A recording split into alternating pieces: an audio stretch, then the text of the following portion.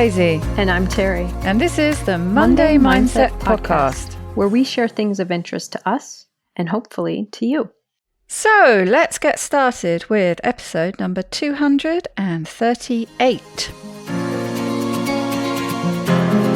And this week, I believe this is Christmas Eve. This is coming out.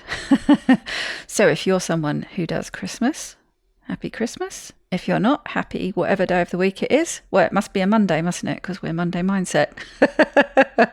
But today, this Monday, is Terri's turn to share something. So Terri, what do you have? I hope it's festive. It's not actually festive, but I think it's festive for you and I because it's two of our favorite podcast people in one. Excellent. It is a Kwik Brain episode with Jim Kwik. And his guest is Dr. Rangan Chatterjee. Aha, very good. Those are two of our favorites. So it is festive. Yeah. So the title of the Kwik Brain episode is Powerful 3-Step Morning Routine with Dr. Rangan Chatterjee.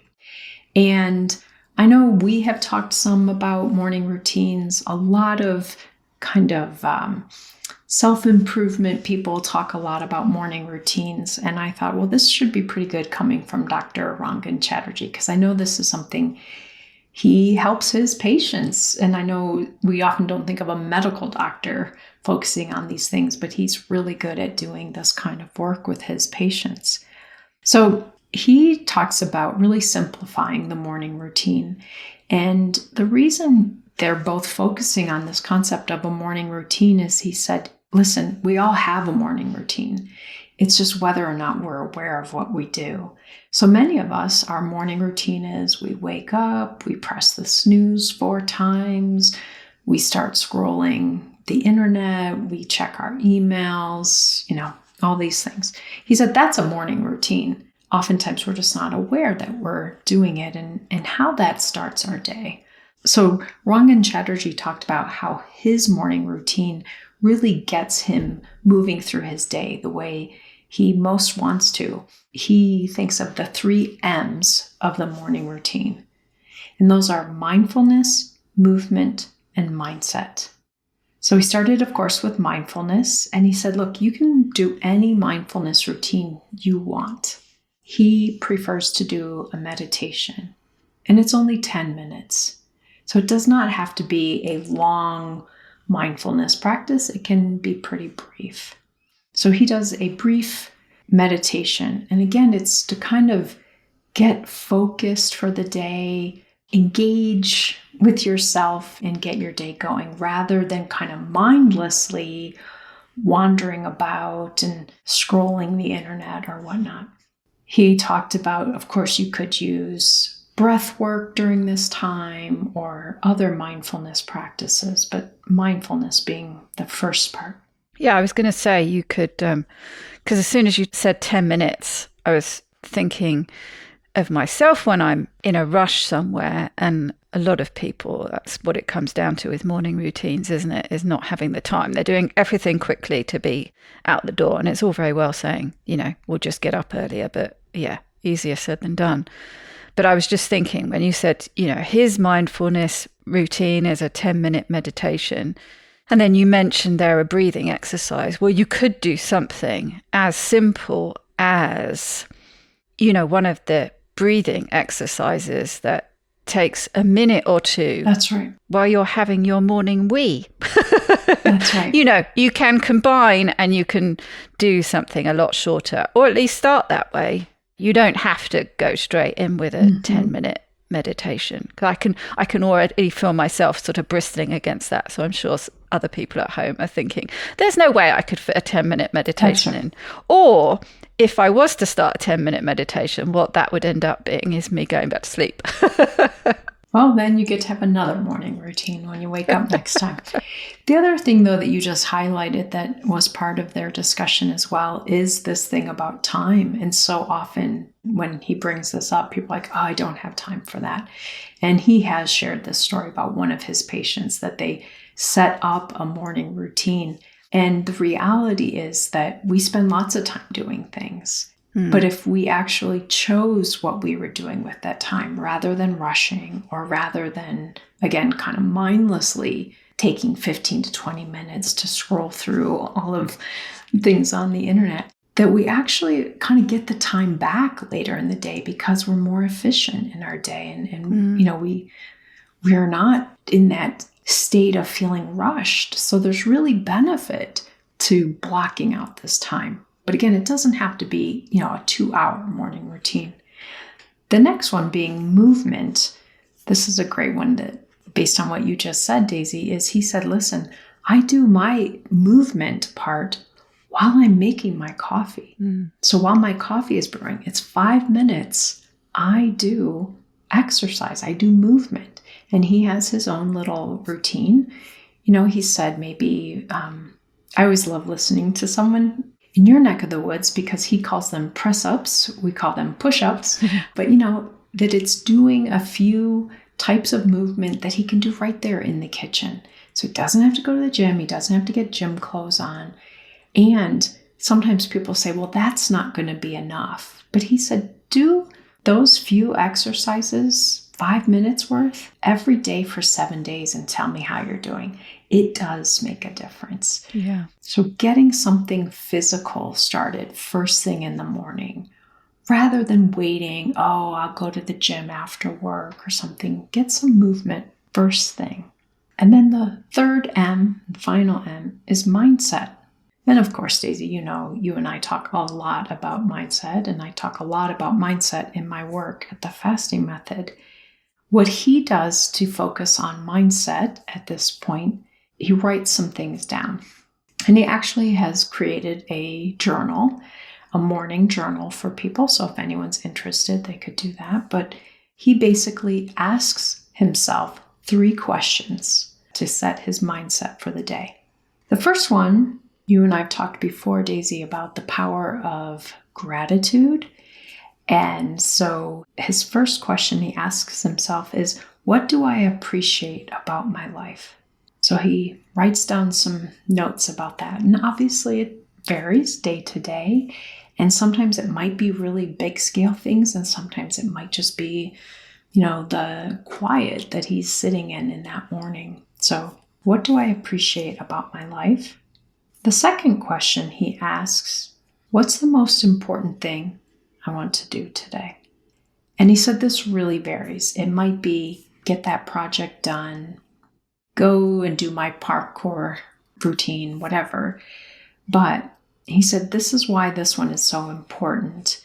If you think about it, if you do this every day, that's 365 important things that you will get done. True. But oftentimes without taking that moment to reflect on what's important to me today, we just kind of somersault into nonstop tasks and doing things without ever really focusing on what is it that's important today? What's the priority? And he said some days it might be 3 things. It might not just be one thing. But this really gives him a focus and making sure that he gets things done. Because how many of us, I know you and I talk about this, Daisy, but we have something important that needs to get done, but it's just hanging over us. But if we set it up at the beginning of the day that this is the most important thing that I'll do today, we're more likely to do it and follow through and get that thing off of our back. Or I guess you could focus on, just made me think of when you said that thing hanging over you, that's often quite a big thing that you couldn't get done in one day. But your focus could be, what step could I take that would get me a bit closer towards getting that done? That's right. Or what small part of that could I chip away with, so that you can get a win at the end of that day, even though you can't complete what it is that's hanging over you. You can get that a little bit closer. It's a great reframe, Daisy, too, that it's really about, perhaps this is a big enough task that saying I'm going to get it done today is just setting myself up for failure. Yeah. But I can do one step of it today. Yeah. And then that's a success. Yeah. And then the task ultimately is advanced. And then he said that the third question he asked himself is, what quality do I want to showcase today? Meaning, let's say today his quality is patience. And so when he's standing in line at the store, he can go back to, oh yeah, I am showcasing patience today. I'm going to be really patient with that person who can't scan their items. And I'm not going to show the world my impatience and my irritation level. I'm going to showcase this quality that I want to embody right now. And I really liked this idea because it's not a how should I behave right now, but it's really, I think, framing it from the positive. I have good qualities. What do I want to showcase about myself today? Because I definitely, in that example, I don't really want to showcase my impatience. And yet sometimes that's where I go because I'm not really focused on putting my best aspects forward. I'm busy, I'm stressed or whatever. And so I love this idea of in the beginning of the day, thinking about what's one quality that I want to really demonstrate to other people today. Yeah, I like that. There's a few notes I've made. The first thing, something that you said, I don't know if it's something that they said as well, but it's an observation that you made with the first M being mindfulness. And you said about doing something mindful rather than mindless. So focusing on mindfulness rather than mindlessly scrolling or whatever it is. As you were saying, we all have a morning routine, or maybe differing routines depending how your morning is set up. I'm thinking, I have quite different morning routines. When I'm rushing against the clock to get to the dog field, I don't do any scrolling or checking emails. None of that gets done until I get home. So it kind of depends to a certain extent what you have on for the day. But yeah, you're right. We all tend to fall into routines of some kind, even if I suppose we don't think of it as a routine when it's mindless stuff. So actually putting something in there that's mindful.